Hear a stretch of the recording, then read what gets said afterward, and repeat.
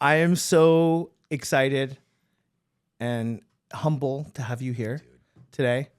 You are the SVP of Production West at loanDepot. Yeah.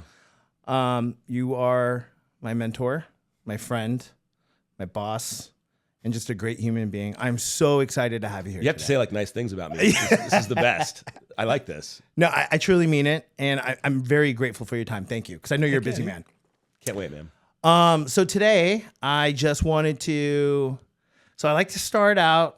Usually this segment is me asking a bunch of questions and kind of learning a little bit about you and what goes on in your mind. And I like to start out with lighter questions. Yeah. A nice little lightning round to kind of go into it. Warm it up. So we'll start right now. First question. What's your favorite pizza topping? Pepperoni and sausage. Both. Oh, okay. Both. Meat guy. All day. Okay. Favorite book? Ooh. You know what? Right now, I think it changes based on how I'm dealing with the world and what I'm going through and what kind of is happening. And so I have been I've been enjoying the silly little book called Who Moved My Cheese right now. That's kind of been a mantra for me because there's a lot of change happening in the world, and that book always centers me around kind of how to deal with change. That's a great book. It's a silly parable. It's a funny little story, but it's radically relevant. Right. No matter where you are Yeah. in any stage. It's a great book. Favorite movie of all time? Ooh. Okay, so I'm gonna answer that with a long-winded answer. I grew up with a chest of original comic books that my dad had collected. And so when I would get in trouble for beating up my sister because she's smarter than me, and so I had to resort to physical violence, I would get thrown in my room, grounded, no screens, nothing, and I just had a chest of comic books. And I read all these original comic books growing up. And so as the nerd in me, as the Marvel movies have come out, it's been such an enjoyable thing from not only just because I'm a nerd, but also because this is like my dad and I's like thing.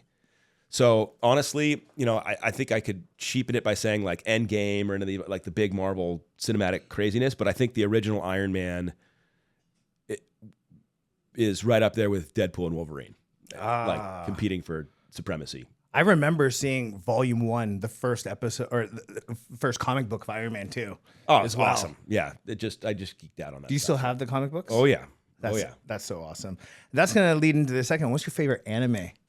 Oh, I think I know what it is. Right now, I put My Hero Academia up at the top. When I had my hip replaced, I literally just sat in a lazy boy and watched all of them, all of it. There's There's so much, dude. And so, and I just totally enjoyed it, had a blast with it, and then it just ended. It just closed down. The last episode just was released. How many episodes was that? Oh, it's hundreds. Hundreds. Oh my gosh. Favorite fast food chain? You know what? I'm just gonna say In-N-Out. Okay. I guess that is it's like a SoCal, it's like a patent answer, but I'm gonna go with it. What's your biggest pet peeve? People that scratch their nose when they're talking to me. I don't humble bragging on the internet. Okay. Oh man, I gotta stop doing that. One word to describe you. I'm gonna give you two. Irrationally self-confident. Ah, okay. And if you could meet anyone in the world, dead or alive, who would it be? How do you not say Jesus? How do you not? Even no matter what you think, it's like, amen. Pretty impactful person. Amen. I could not agree more. Because you're going to meet him. Yeah. We all are one day. Yeah, whether you like it or not. Hopefully. It's coming for you. Yes. It's not going to be a good meeting, I'll tell you that. Yeah. Go. Okay, what do you got? Going into leadership, you started in production. Yeah. And you went into leadership. Tell me what you learned about leadership that you did not know about in production. What made you, once you got there, because you climbed your way, you've been in the industry for quite some time. Yeah. What was something that you realized in leadership that you had wrong in your mind when you were in production on your way up? That's interesting. I think I didn't understand how painful it would be. And let me explain what I mean by that. When you're in production, there's a certain level of control that you have over your business and your results that is really fun and powerful. You know, the harder you work, the more you can enjoy the fruits of that effort. And there's really nothing in the way but yourself. And so, you know, there's a freedom in that. There's a simplicity in that. In leadership, you're now dependent on other people to do what you need them to do to reach levels of success for yourself. That's difficult, to let go of control, to trust others, to kind of, you know, empower other people to do stuff. But the painful part comes through when you pour into somebody and then they leave.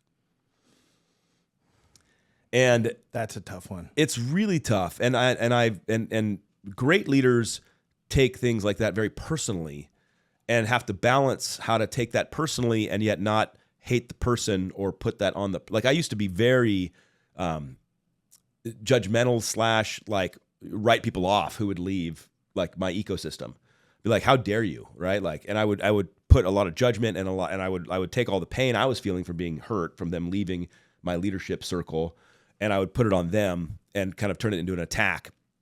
And part of, I think, in my personal journey, trying to become a better leader was realizing that I'm not the main character of their life. You know, like there's a great saying that is, at best, you're an extra in the movie of somebody else's life. And that helped me find some perspective around leadership, where I now have a little bit more depth and understanding that if I'm working with somebody and I'm pouring into them, that's who I want to be. And then if they decide that their life needs to take a left turn and go somewhere else outside of my leadership, I can't take that personally. I can try to learn and I can try to internalize some things, but they're living their main character life. It's interesting you say that, because I know there's a lot of leaders out there, whom of which you and I both know, that when they find out someone's left them, they're almost considered property. And yeah, and I was like that too. It's a very immature leadership style. I absolutely give space for that, because I've lived that too. Yeah, and I'll tell you now, even today, if somebody leaves in my ecosystem, I still wrestle with the same issue. I still feel the same level of like pain, hurt, frustration coming up that I want to lash out. I want to react. So it's not like I'm like I've now come through it and spiritually awakened, but I'm more aware of it, and that gives me a little more peace in how to manage it.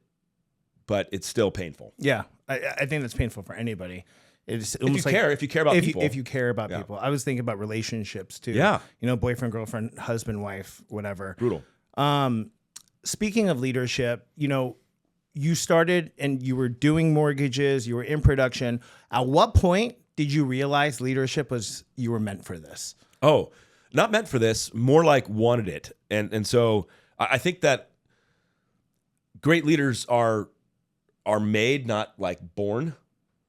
It's skill sets that you lean into and you improve upon, just like in anything. And I remember the moment, because when I first started originating, I really so badly wanted to get on stage at the Chairman's Elite Award. Like I really wanted that. That was my goal. So my first year originating, I was like, I have to get the award. Now, at that time, my dad was running production, so I was like, oh, my dad's going to hand me the award. What a cool moment, where my dad can be proud of me, I can be proud of myself, I can get on stage in front of all my peers, and I can accomplish this main thing.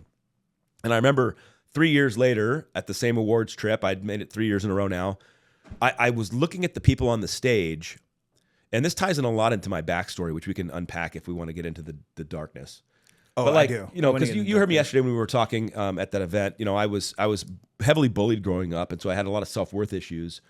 And so one of the things so getting awards was very validating, right? Like, oh, look, I did it. I could do these things. I have value. I have worth.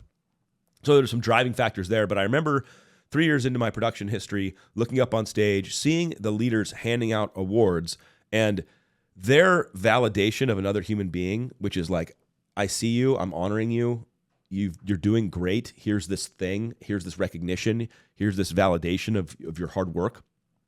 I was like, I want to do that. I want to do that.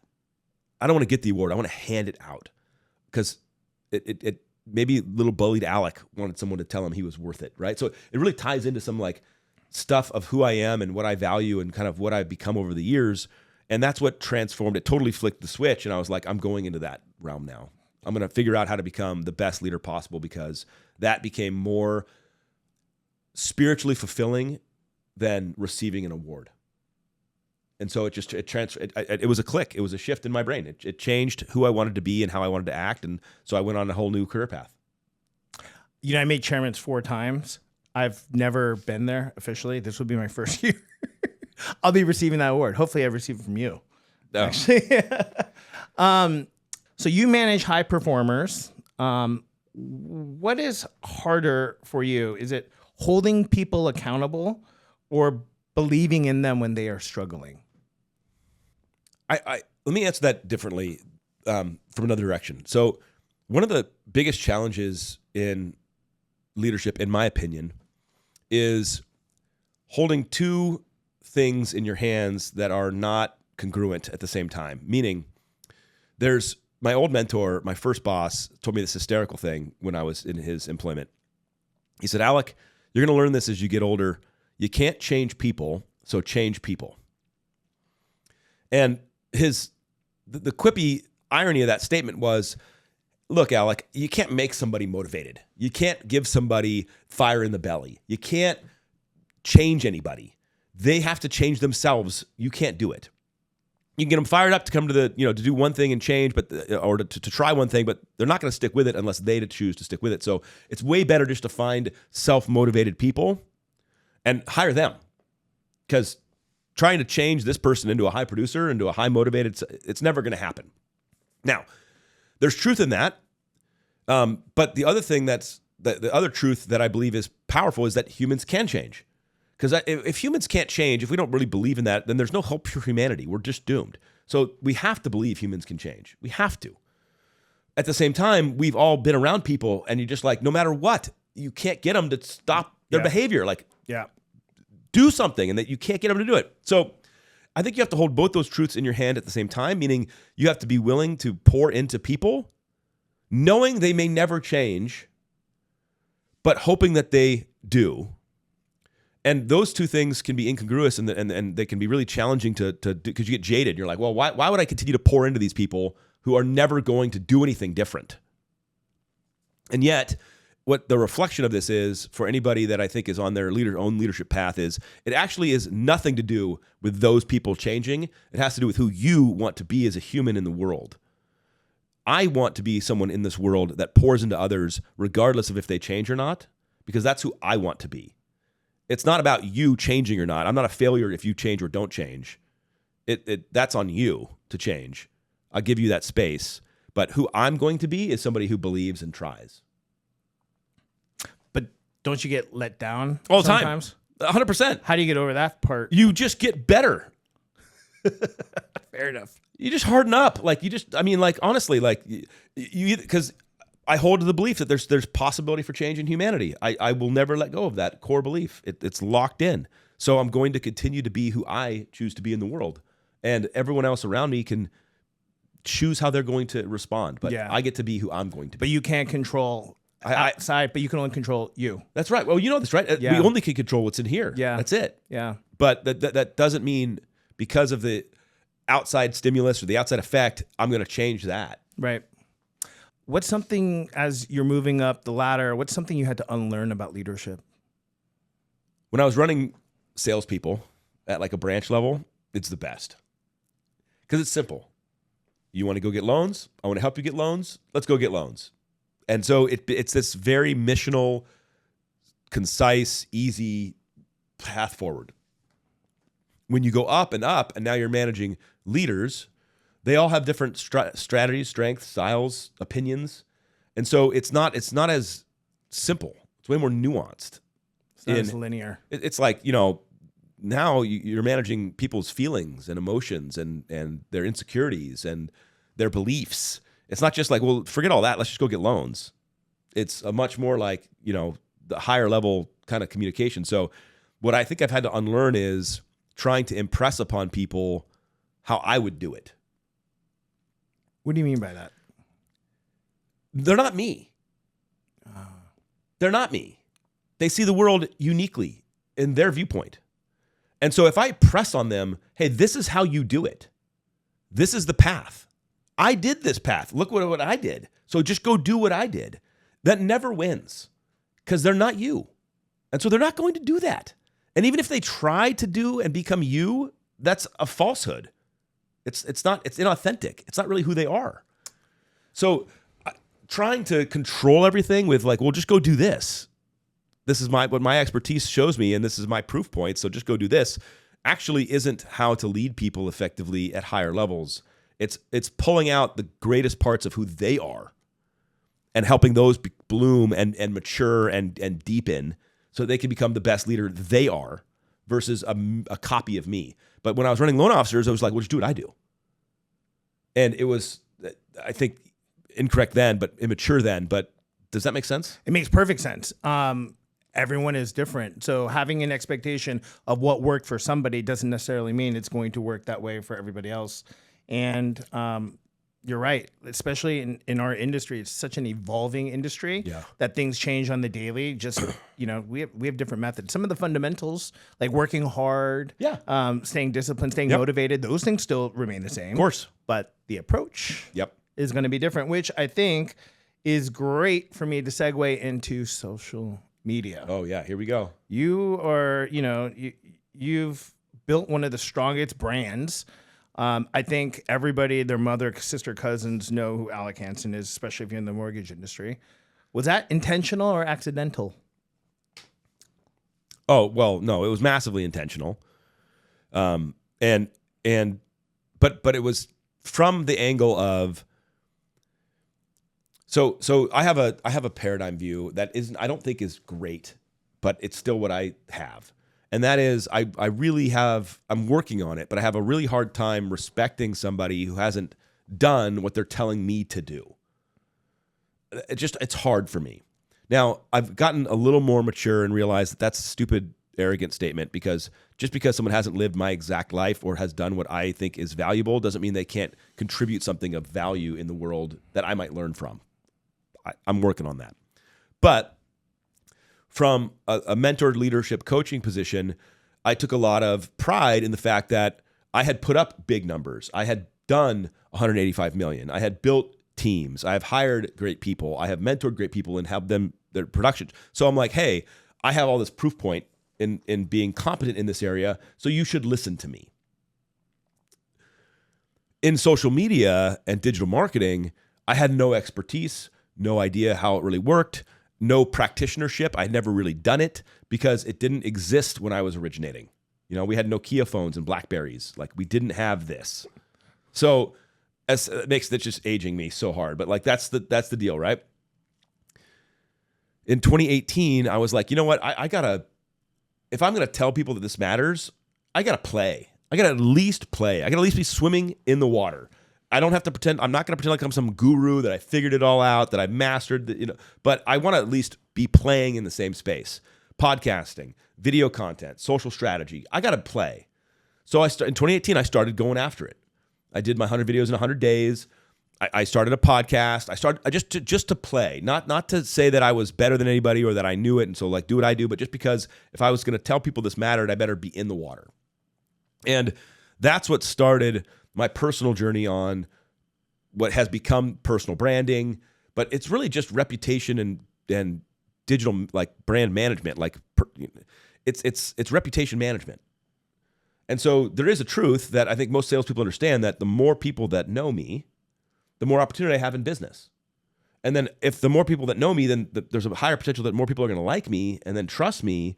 So if I can push out these concentric circles and get more people to know me and then show my authentic self so more people could choose if they're going to like me or not, I'm going to increase my business opportunity. I mean, Gary Vaynerchuk talks about it all the time. Awareness creates opportunity. If more people know who you are and know what you do, you get more opportunities in the world. I think everyone believes that. Yeah. Social and what's become personal branding and all this digital reputation management is an unbelievable doorway to that. it's an unlock to the equation of getting more people to know what I do and what I stand for, what I believe in, what I serve, what my products are, and that gives me more opportunity to do business. And so it's a very simple equation, and I've just started to be a practitioner of it, meaning I've been working hard in that space because I think it's true, I think it's valuable, and I want to be able to say that I've played in it. Speaking of playing with it, I remember watching your 100 days. That was very motivational. I don't know how you did that. I mean, that was really getting comfortable outside of your skin. I think one of the biggest fears that most people have going into the industry or even going on social alone is being criticized. Yeah. So I wanted to ask you, have you posted stuff and internally have you been like, if you're not getting any likes or it's not getting traction or negative comments, have you personally internalized that, and how did you overcome that? What goes on internally in Alec's mind? In the 8 years I've been doing it, I've gotten like 4 negative comments. So the negative comment thing is bullshit. It doesn't happen. People aren't just straight assholes. They're really not.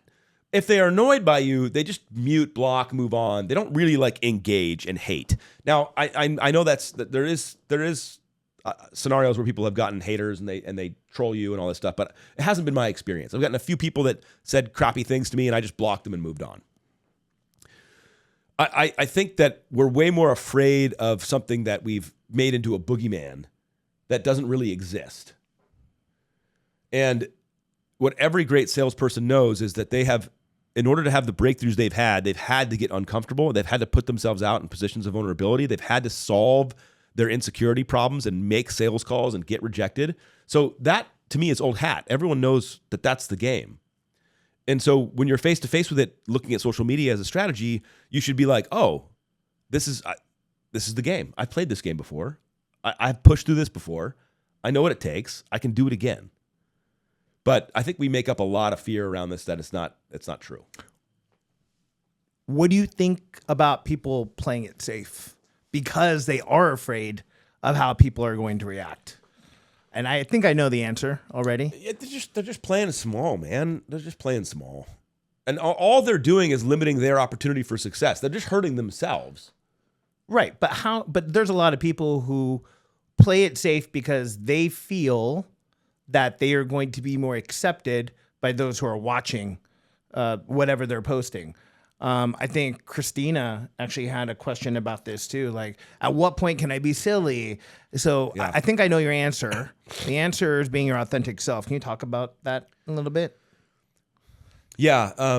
In sales, especially in like one-to-one sales, when you're working with like a customer and you're trying to help them out, we're taught to kind of become a chameleon. Hide our personal views, hide ourselves, match that person, be interested in them, don't scare them off, don't share anything personal, and just try to line up with the customer you're trying to serve and earn their business. And so we become chameleons to our partners, to our customers, because if anyone knew what I really thought, they're not going to ever work with me. The irony of all that is that you're just vanilla toast at that point, and you don't differentiate, you don't stand out, you're not unique, no one's getting to know you. So there's nothing there to connect to. You're just kind of boring. It might work, you might get results, but I've seen on the flip side of that, when authentic nature is revealed and you're like, no, this is what I'm into, this is what I like, this is what I believe in, this is what I care about. All those things are human connection points, and they just unlock massive opportunity with clients and people who respect you and want to work with you for who you are. And that's the ultimate type of customer. You want someone to work with you who values what you bring to the table. We've all worked with customers who did not value what we brought to the table. Yeah. And it's brutal. Yeah. They're just hammering on us the whole time. They think you're making too much income. They're on you all the time. That sucks. You don't want those people. You want someone who's like, you know what? Thank you for taking time to work with me. It means a lot because they value what you bring to the table. And the only way they can get to know that is if you're really authentically you. So that's hard. Easy to say. It's hard to do. But it's a massive unlock for people that figure it out. Have you ever deleted a post after posting it? Well, I'll tell you, I don't think I have, and I'll tell you a lesson that I learned in the 100 days. Yeah. So I had batched all the content, meaning I had a t-shirt rack in my office, and on Fridays, when things would get slow near the end of the day, right, I would film 5 videos and just change t-shirts. Yeah. I have. Yeah, yeah, absolutely. Yeah. And then I'd have 5 videos for next week to post, right? Yeah. And so I remember though, one morning I got up, I was having coffee, and I looked at the video that was supposed to post today, and I watched it, and I hated it. I was like, this video sucks. And then I was like, well, am I gonna film another one right now? And I was like, no, fucking post. So I posted it. Can't remember who this was, but it was a teammate of ours at loanDepot in IT who I didn't even know was watching my content, because people, I don't want to get on, I do want to go on a tangent on this. I want to hear it. I think I love this story. There is so much impact you're having on people that you'll never know about. There is so much impact you're having on people that you never know about. Those 200 views and no comments and no likes that you're like, this is a bullshit video, it never mattered, actually did something impressive in the world. You just don't know, and you have to have faith. This guy sent me a note, sent me an email, and he just said, you know what, Alec? I've never really commented on your post, but I see you posting your videos, and it's pretty cool. And this video today, I really needed to hear this today. I don't even know what I said. I thought the video sucked. To date, I don't even know what I said. And this guy wrote me a note and said, I really needed to hear this today, and thanked me. And it blew my head off. Because I was like, in that morning, I was like, this video sucks. You know, you get caught up in, does anyone really care? I mean, even after 8 years of producing content on a regular basis where people tell me my stuff's helping people, I still get videos that's got 200 views, no comments, no likes, no shares, nothing. I'm like, did this even matter? And then I have to remind myself, it's making ripples that I just can't see. Well, even yesterday too, we had dinner, and you know, we had a friend come by.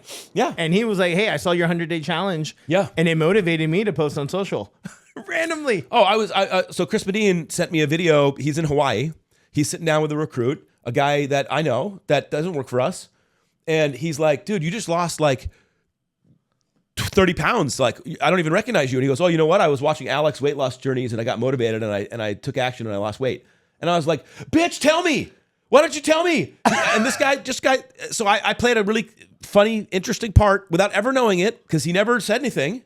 And it's a guy in Hawaii, and I'm not arrogant enough to be like, my video made him lose the weight. Sure. But I was a part of what he was going through that helped him find a little extra oomph to get it done. I was that part. And so that's the stuff that's inspiring. Well, we just don't, we have to have faith that if we're authentically putting ourselves out there to help people in the best way we know how, that it's going to make the impact. I love that, the faith part, what you can't see, but just believe. Yeah. In it happening. I love that. Speaking of not seeing and not believing, or believing and not seeing, I'm just going to kind of take it. I just have two quick questions. Oh, let's get weird. What do you think the biggest, AI is a big topic right now. Yeah. Everyone's talking about it. You just did a presentation on it. You know, you've done your due diligence and digging down the rabbit hole on that. I was going to ask, what do you think one of the biggest myths about AI is today? I don't think it's a myth, but I think people are believing this without saying it out loud.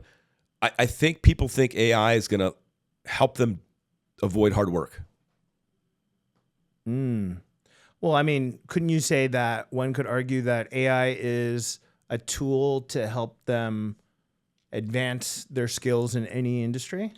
But yes, but let me give you an example. So right now, deep faking yourself with AI avatars is becoming a very popular thing. Yeah. And people believe that they need to have a social media strategy, some salespeople. And so, but that's hard because I got to make content. I got to put myself on camera. I got to post. Maybe should I be editing? I don't know. I got to write captions. And so I get overwhelmed. So they're like, oh my God, I have this tool now that I can AI deep fake myself, and I can publish a script that my own voice can read through the AI avatar. And now I don't even have to do social media. I can just have this. It's doing for me. Sure. I did it. Yep. I cracked the code. I did it. I cracked the code. And that's what I mean when people are saying or thinking that AI is going to come through and help them avoid hard work.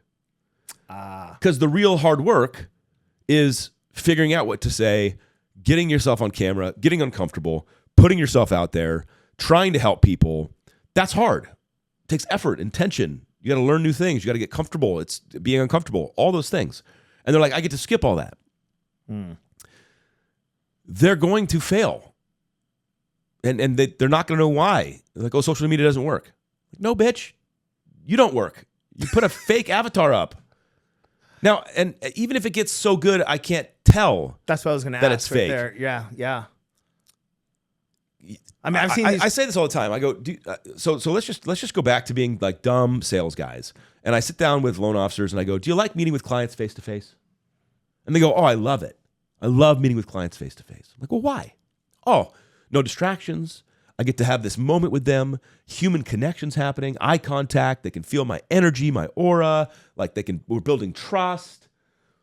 It's unparalleled. I love it. I go, great.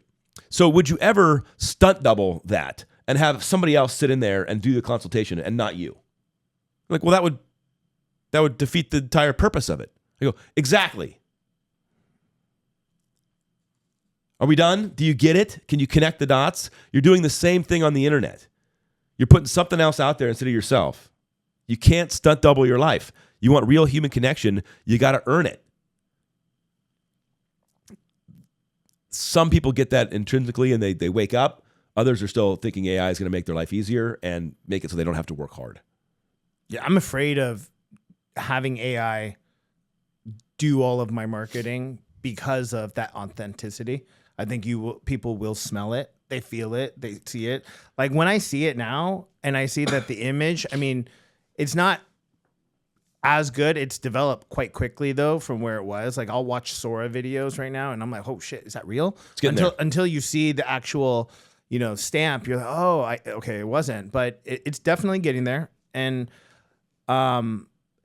it's one of those things. I think you do lose that connection with people if it's not authentic, which brings me to my second question on AI is tell me what's one of the biggest truths about AI that people should know about, which almost you kind of just shared right now. You lose human connection, but I think. Well, let me just say this.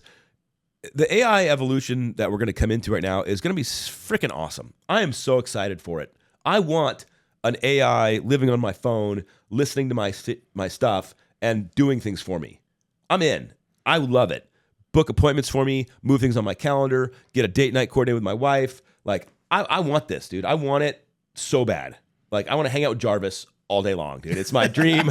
I'm there, dude. Trust me. The nerd, I'm ready for it. Now, at the same time, dude, here's how I balance this in reality. When I was really getting my production ramped up, I had to scale my time because I just, how do you talk to 1,000 people? You can't do it. So I started to hire assistants to help me. And this one gal who worked with me named Leslie is one of the best humans I've ever met. And she extremely smart, extremely talented. And as she got more and more competent in the mortgage space, I would say, hey, go pull my past client database out of ACT and look for everyone that's got rates above 7 and bring me those customers because I think I could probably refinance them. Okay? Evolve this 6 months forward. Hey, Leslie, go pull those people that are above this percentage in rate and call them and ask them if they want to get on the phone with me and book time with me so I can give them some options for some refinancing.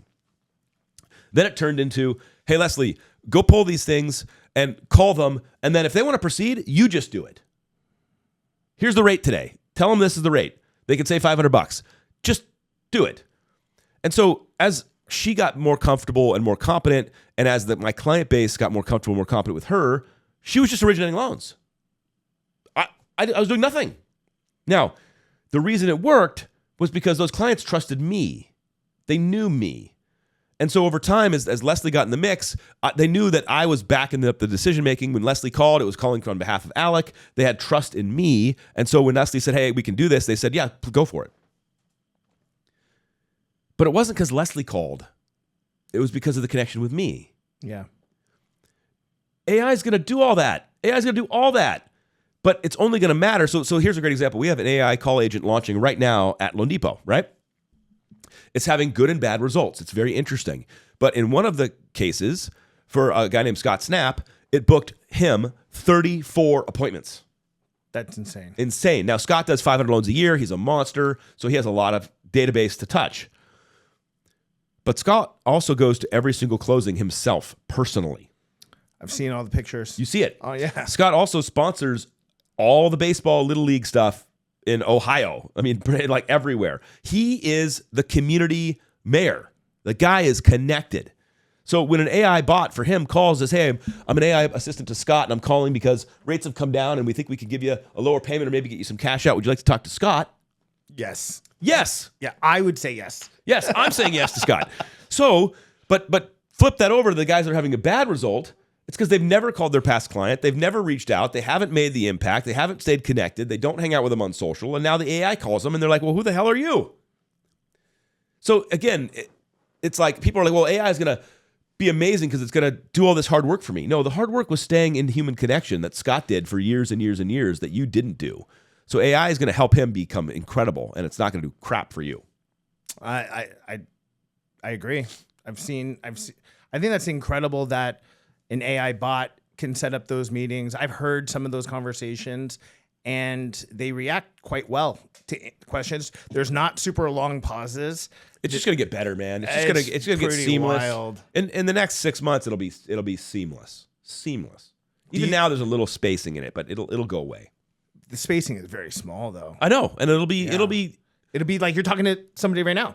100%. Veering and moving kind of back to that 100-day challenge and going back to the dad bod challenge, the dad bod chronicle, the fitness stuff. The fitness stuff. What made you just say, "Hey, I'm going to do this"? Like, I noticed that about you. You will just find something crazy, commit to it, put it out there, and show your journey. What motivated the fitness stuff? I think most people that know my story on that know that I had 2 hip replacement surgeries in the last 4 years. And before that, in early 2020, when COVID was kind of hitting, I had kind of been diagnosed with like intense arthritic situations with my hip. I had 0 cartilage left in my left hip, and I had 10% cartilage on my right hip. And when you're in chronic pain, it's really hard to be the person you want to be, because it's just sandpaper all day, and it wears down your willpower, it wears down your capacity, and so I was overeating, over drinking, self-medicating with alcohol, trying to deal with the pain and discomfort I was in all the time. Can't work out very hard, you can't do much, and so I'd gained a lot of weight for me. And I was up at like 277 pounds, but I'd always identified as an athlete. I played volleyball in college. I played basketball and volleyball growing up. You know, I was kind of, I had one of the first CrossFit gyms in Southern California. I was always identified as someone who was fit and athletic. And then I looked in the mirror and I was like, I don't even recognize this person. So the doctors were telling me to put off hip replacement surgery because I'm young. You know, it's like 40. They're like, don't get your hips done now. You know, you want to push it off. And I listened for as long as I could till I finally looked at myself and said, enough is enough. I got to stop this. And I went and scheduled the first replacement. And as soon as the 6-month recovery was done from that, I dove into this first 100 days of health and wellness challenge. Because here's the thing, dude. This is what is great about humans. We know what to do. If you want to get jacked or lose weight, we know what to do. Eat really good, sleep as best you can, take care of your body, and then work out. You mean there's no it's magic weird. pill? It's so weird, right? Like it's bizarre. Put broccoli in your face and not a donut. Like, we know this. So, but it's really hard to do because we're humans. It's just a thing. But I've found for myself my way to hack around this. If I make it public that I'm going to do this, the amount of internal accountability I put on myself is insane because I'm broken. And so I'm using my brokenness to hack myself into health. I no problem like explaining exactly how I do it. That's how I do it. The shame of being publicly out there and not following through is so heavy and intense inside my own internal bullshit, insecure psyche that it holds me accountable ways that nothing else could ever do it. So I put myself out there because I know it's going to hold me accountable. Because all of us know that we need accountability. Yeah. We know this. So again, back to we all know what we know. And so in that first 100 days after my left hip was done, I lost 55 pounds in the 100 days. I ate meat and vegetables for every meal. And I had my goal was to sweat every day. So on most days, I would try to hit the gym hard and do like old school bodybuilding stuff because my hips were pretty jacked. So I can't do fun Olympic lifting. I'm not running. And then the other days, I would go walk on a treadmill at a 15-degree incline at 3 miles an hour for an hour. Watching Netflix, all of it. I went through all of Netflix. I have finished Netflix. But weird, right? So like work out every day, eat meat and vegetables, no processed carbs, no sugar, no alcohol, and I lost 55 pounds in 100 days. So fast forward, I got my next hip done. And you know what? If you're going to have a midlife crisis, I was like, look, I'm either going to get jacked or I'm going to get a divorce and get a Mazda Miata and get weird. And so I decided to get jacked. Yeah, get jacked. So I went for it. I did another 100 days, meat and vegetables. I pushed myself really hard and I had gained like 12 pounds back off the 55. But, I broke 200 pounds. I was down at 195. I got down to 12% body fat. And, I took back my freaking self. But I used my own insecurities and my own like bullshit to hack my way through it by putting myself out there publicly. And I love that it inspires some people. I really do. I'm in. I didn't do it because it inspired people. I did it because it would held me freaking accountable. And I knew I needed that accountability. What did you learn that you least expected once you completed the journey of yourself? I least expected. Did something change? Did you have a different perception of, because you thought, okay, I'm going to do this. I'm going to get jacked. You did it. Did something change about your perception of getting jacked in the first place? No, I guess the only thing that was funny is, it's one of those things where like, I've lived inside this meat sack for my whole life, right? Just same with you, right? And so, but when I see myself, I have a warped view of myself because I see myself as the old collegiate athlete. I see myself as a fit person. And so when I got really overweight, I saw myself as overweight for sure. But I still had like an identity of like, well, I'm not a fat person because that's not who I am. Now that I'm in very good shape, people are like, man, you look amazing. And I'm like, bitch, I've always looked amazing. I was just fat for a couple of years. Like, leave me alone. So that's the funny part where they're like, oh, I'm like, I appreciate what they're saying, and I really do because it's kind, and they're coming from a place of like, dude, you don't look overweight anymore. I'm like, I don't identify as an overweight person, but like that was the funniest part about it all, which was like, I wasn't fat for that long, was I? Like, come on, like a couple of years, like. I know, I get it. It is what it is. But 2 years makes a big difference. Even a year makes a big difference. For me, it could be a day because I could eat really heavy one day and then go home and see my mom, and she'll be like, "Whoa, gained quite a bit of weight, didn't you?" Well, that's your mom, dude. Yeah, I know. That's my mom too. Yeah, hammering you. Did you almost quit? No, I can't. Once I put myself out there in a place like this where I'm going to achieve this and I'm going to post every single day about it, I will never quit. It's just, but that's my own insecurity and like fear of shame and fear, like not performing and like the bullying side. Like I'm using that as a hack to get where I want to get. So no, there's no chance I would ever fail. That makes sense. No, I totally get it. Keeping yourself accountable publicly and personally and doing it for yourself. I think that's amazing. So, Alec, we're getting close to wrap up time, but when are you gonna ask the real questions? I know. I knew this was going to come. The pressure was pretty hard on me, and I was like, what kind of questions could I ask? Yeah. What's one trait that you respect most in others? You know what? It's so easy to share that answer. And it is 100% the differentiator I see between people that achieve the results they want in their life and people who don't. Mm-hmm. There's one variable always, and it's consistency. Always, forever, period, done. If you show up to work every single day at 8:15 and you don't leave till 5 and you work a full day, you will beat everyone in the long run. everyone.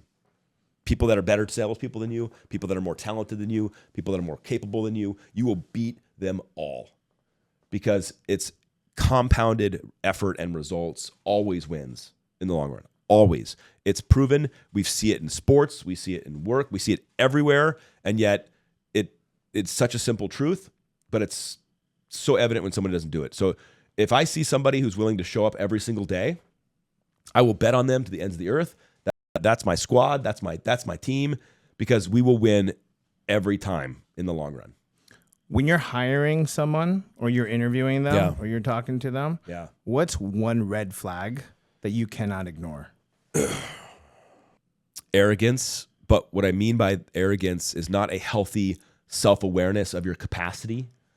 It's that somehow you're better than other people and that you just believe it.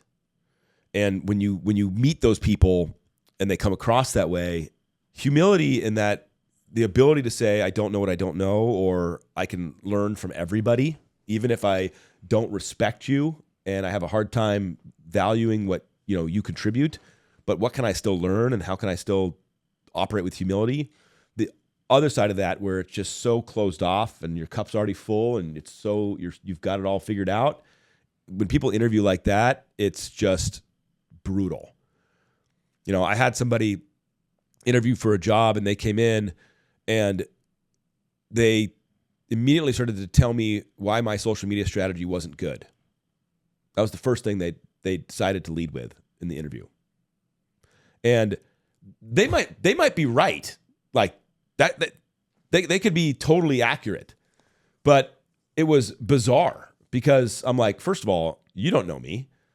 Second of all, you didn't ask for permission to tell me how bad I suck at social media. And third, I looked you up too. You don't even exist. So at least I'm playing in the water. It was hysterical. But the arrogance was just gigantic. I was just like, let me tell you how you're screwing up. So I think that's a red flag that is just pretty insane. Do you get a lot of have you noticed a certain top performer aligned with arrogance? Like the higher you go up, the more arrogant they become. Yeah, and I don't mind. Although the super elite, they're always the most humble. That is wild? so wild. It's wild. Yeah. Because yes, I mean there is a level of arrogance that grows with success. People who are like and they get told all the time they're awesome. Yeah. And so they're drinking their own Kool-Aid, right? Yeah. And and they are awesome. Like they're achieving things that very few people achieve. This is incredible. Props, right? Like tip the hat. Love it. But it's when that tips into this toxic, I don't listen to anybody else. I'm always right. I can't, what do you possibly have to teach me? Then they're going to self-destruct. But yeah, the ultra successful tend to be the most humble. Yeah, I know. That's pretty wild. It's always bizarre too. But some of the most wealthy people I know, you would never ever know. But the ones that not so much are the loudest ones, and not only just in person, but also what they wear and everything they do. Just flexing hard on everybody. Yeah, I know. Call or text? You have to pick one. Can't say both. I know you're gonna say both. For what though? For what? For anything. I'll tell you what is not acceptable is voice texting. Why? Can we talk about that for a second? You son of a bitch. Okay. So you're going to voice text me, which means I can't just check it.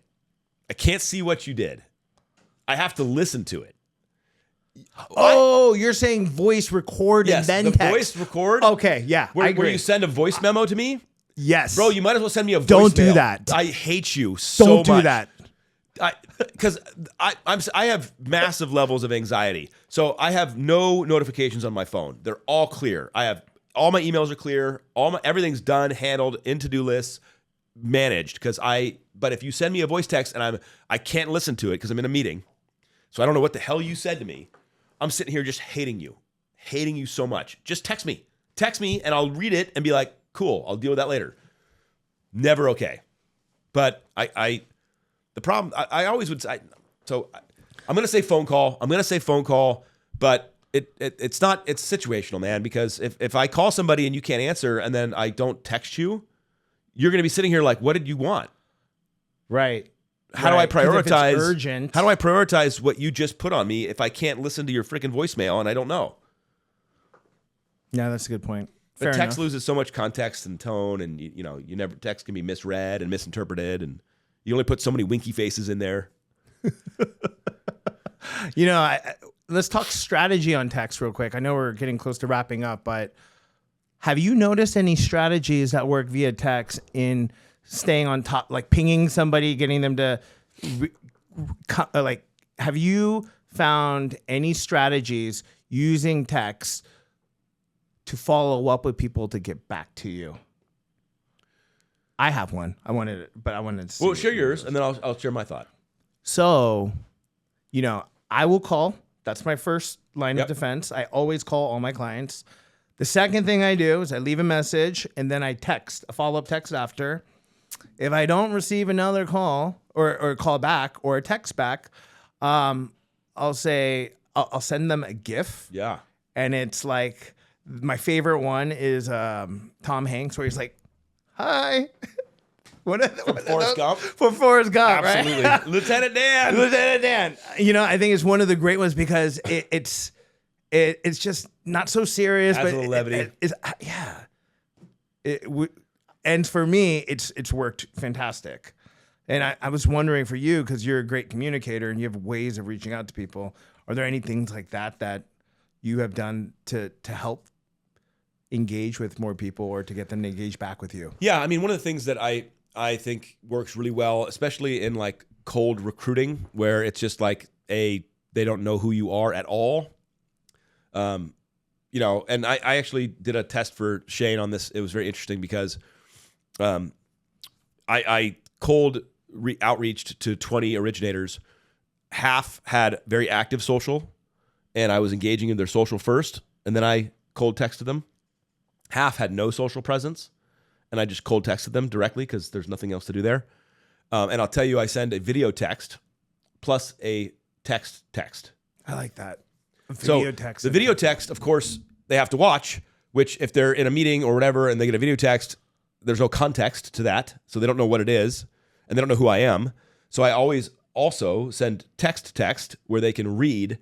And so effectively I just say, you know, hey, this is a cold recruiting text. You don't know me. But I wanted to send you a note to introduce myself. I love that. So feel free to watch this video whenever you have a minute. So hold on, I just want to make it crystal clear. That is not voice texting. That's not voice texting and sending it. That's a straight video Yeah. of you, Of me. personalized Yeah. to that person. Yeah, no, it is not a canned video that I have to just send. Yeah. I make it for them based on like I'm using their name. I'm looking at their social media typically, and I'm referencing things that are like it's 1-to-1. Like it's intentional. I love that. It's not just a hey, you know, wondering, you know, just name insert name here. Like it's none of that. It is 100%, you know, a message to people, and it works. People respond, and they say hi back, and you start a conversation Because you actually took the time to really create the video and send it over to them. because they matter. Yeah. and I want them to know they matter. All right, Alec, you know, we've kind of gone over time, but I wanted to ask this one last question to you Yes, I'm because ready. you asked me to. Alec, you said to me, Meinoh, how do you want to be remembered when they hear the name Meinoh Kim? Alec Hansen, how do you want to be remembered when they hear the name Alec Hansen? There's so much ego in that question that I struggle with it, because part of my growth that I've tried to work on myself has been to stop trying to become valuable. Meaning, so again, right? Like the bullied kid wants the validation. He wants to be told he's doing great. He wants to reach levels of greatness because then he could prove all the haters wrong. You know, does that resonate? Yeah, it totally resonates. So I have been immensely driven in like parts of my career by that beast. And that's not a healthy thing, even though I get results from it that I'm happy with. like success and achieve high levels of achievement. Those things I'm proud of and I'm connected to. But there's a truth in the world that we aren't that important. And when you zoom out and look at everything from, a universal perspective, like we're such grains of sand. Like, do we really matter? And for our closest loved ones, of course, there's huge impact, right? Yep. Like my kids, my wife, my family. Like, yes, there's going to be massive impact I'm going to leave on a legacy on them. And I hope it's a great one. I hope that I make them better people by my existence. But in terms of like a global reach or some kind of like,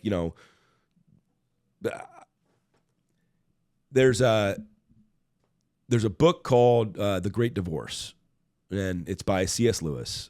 And in The Great Divorce, it tells a story about somebody who dies and finds themselves in C.S. Lewis's version of purgatory, which is interesting because that's not really a Christian, belief. Right. But he talks about this place, and in this place, there's spiritual mentors coming down from, I guess, some version of heaven to interact with the souls that are in purgatory and trying to get them to come deeper into heaven versus further away into what is kind of effectively hell. There's a fascinating part in this book that I've never forgotten where there's a woman coming down to meet one of the souls, and she has a parade behind her. She has heavenly hosts singing her praises as she walks down from the deep heaven to the purgatory to interact with this soul to help them transition. And the character goes, who is that? They must be exceptionally famous. I mean, they have angels singing, they have a parade, they have all this thing, like this pomp and magnitude. Who is this person? I must know who she is because the world must obviously know who she is to have this type of insane parade. And his host or his person goes, "Oh, you would never know who this person is. On Earth, she was a nobody, but her impact was spiritually insane. But you would never know who she was. She wasn't famous. She wasn't in the newspaper. She wasn't on TV.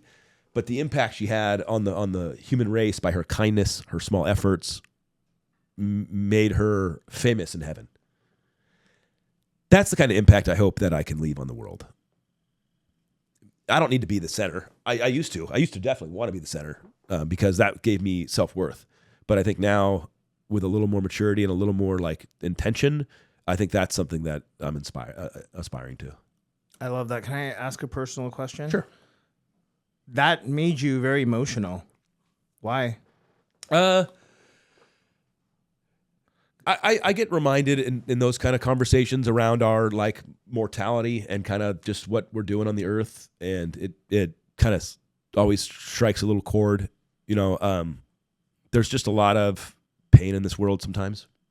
And so when we're trying, like we get so focused on like mortgages and sales and stuff that is, it matters, right? But it doesn't matter, right? So, deeper questions tend to pull out that kind of stuff and make me a little more introspective. And so, you're a dick for making me cry. Hey, Alec, I'm so grateful you're here. Thank you for sharing your presence, your time, and just sharing this with me and everyone else watching. I greatly appreciate it. Thank you again, Alec. Anytime, buddy. Bam.